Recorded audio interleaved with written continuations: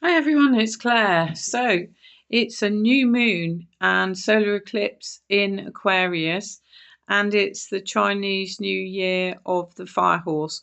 So loads going on. Astrologically, it's also Shrove Tuesday, and I think it's the beginning of Ramadan tonight.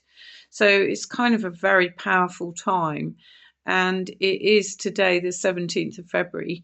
And I believe the eclipse happened at midday, according to Pam Gregory, and in GMT time, that is, so in UK.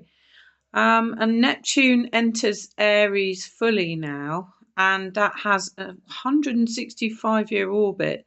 So I've looked at Pam Gregory and Tanya Gabrielle this time because there was so much for just those two people. I didn't cover anyone else astrology wise. And Neptune entered Aries around the 26th of January. So it'll never be back in Pisces in our lifetime. And it sort of signals at the moment as well, according to Pam Gregory, dissolution of globalism and a new spiritual identity. So it dipped, so Neptune, I think, dipped into Aries April to October last year's, and now it's fully in it. But Aries stands for I am and about identity, and Neptune brings a kind of spiritual identity really into Aries. So it's really interesting.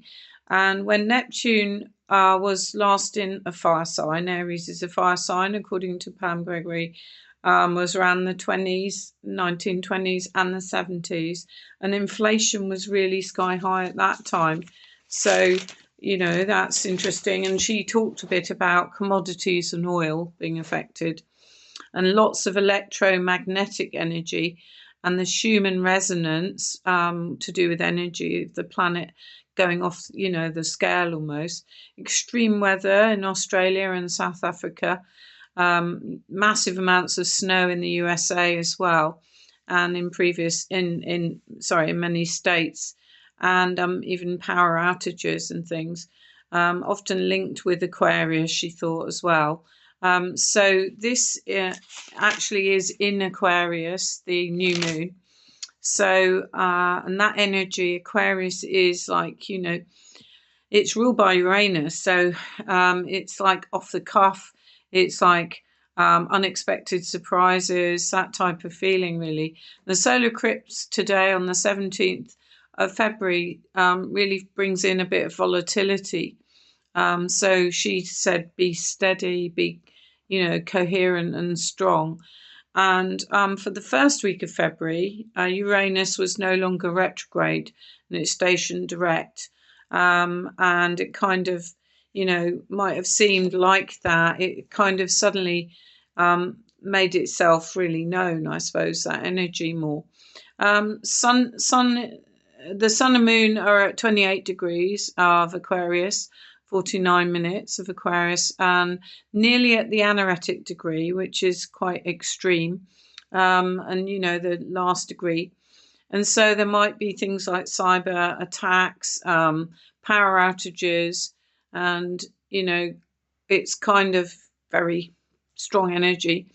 There's like a ring of fire around the sun, so it's known really, I think, as an annular ring of fire. So not total eclipse, but you can see the fiery ring outside. And it's 3 days before Saturn and Neptune are conjunct on the 20th of February at 0 degrees 44 minutes of Aries, which is also very historic. And that Pam Gregory thought might change borders of countries, cause natural erosion even. She thought South Africa, Australia, and there's been flooding, I think, there. But this is very much about new beginnings, and eclipses are wild cards and things happen fast.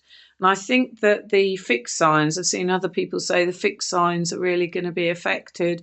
So Scorpio, obviously Aquarius, Scorpio, Leo and Taurus are all fixed signs. And eclipses, like, things happen really fast often. and it's the Chinese New Year of the fire horse. So that brings in passion, exhilarating energy, freedom, and Aquarius also stands for freedom. And 1966 apparently was the last fire horse year, so some time ago. And it suggests, and 1966 was a key year. I mean, I was, gosh, very young, but it was a key year for energy, people seeking freedom and so on. Is that the year England won the World Cup? That's like, it's on the brain always, that date anyway. And it suggests a wild, unbridled year, and we shed our skin from the wood snake year, Chinese year. So we've shed quite a few things. We probably now need to look forward rather than back. And now we've got, the new moon in Aquarius. It's really more about future and a future new beginning. And the sun and moon are near the north node, which is about the collective future as well. And Pam said, like, centralized control is getting stronger, but decentralized power is the direction that we're going in. So that's kind of sounds a bit confusing and a bit like this, but I think what she means is that it's kind of collapsing, but it doesn't. There's like this clinging on to the old ways before it all changes, if that makes sense. And truth comes to light. And she thinks stock market turbulence and commodities and AI changing things. And in 2008, the nodes were in Aquarius and Leo. That happens this year in July, and there might be an echo of what that was like. So in 2008, I can barely remember that. But also silver is causing some hassles. I mean, she didn't know in detail, but she'd mentioned it in her last broadcast that it was becoming higher and higher price. And I think some of the banks are struggling to honour something to do with the deals that have been made on silver. So we're 3 days before the Saturn-Neptune conjunction, coming really close to each other on the world axis. And this is a massive thing, apparently, in astrology. We can set new intentions with a spiritual context. Maybe don't go mad about manifesting anything tonight because it's an eclipse. We've still got the after effects of it. But have that in mind, what new intentions you have. There's increased revolutionary energy, and Pluto is in Aquarius till 2044. So she mentioned things like the revolutionary energy of Thailand, Nepalese, Bulgaria, France, USA protests in Minneapolis, etc. And the solar eclipse falls on the chart massively for the USA at 28 degrees of Aquarius. And she really saw USA being highlighted and the people very, very revolutionary there. And Uranus squaring challenges the eclipse. So Uranus is a lot to do with truth and awakening. And we might need to look at what we have outgrown. And demands for freedom across the world. Neptune, 0 degrees of Aries. Looking at things like water, oil, media, drugs, deception and lies. Very much linked sometimes with Neptune. And the Uranian energy is like the sword of truth coming in. And at a higher place, Saturn and Neptune, we get kind of more real. And we may feel a bit disillusioned and this sense of clarity coming in.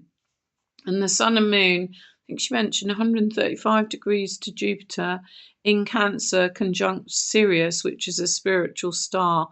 And the time of self-care with the moon, nurturing the self, drop into silence, that helps. More coherent breath work. Jupiter conjunct the sun in the chart for the eclipse.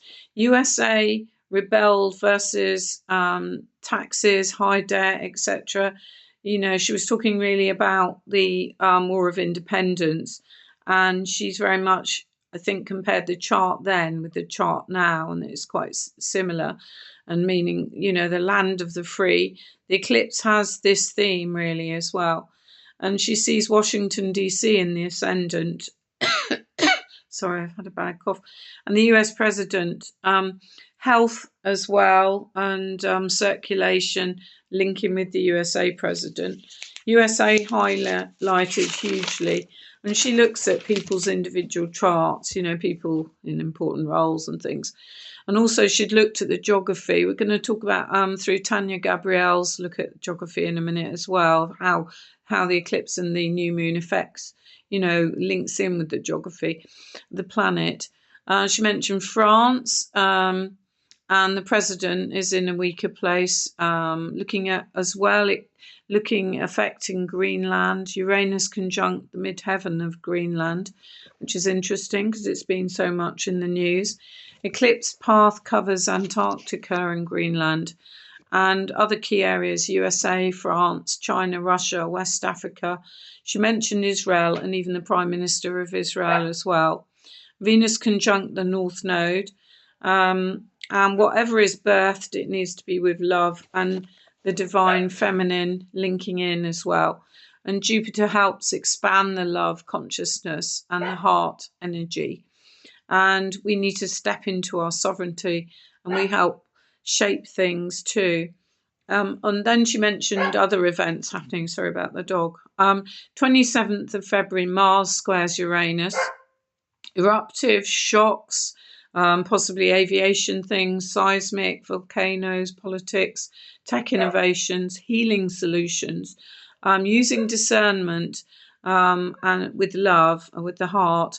And it's the age of intuition, so less thinking and more feeling with the heart.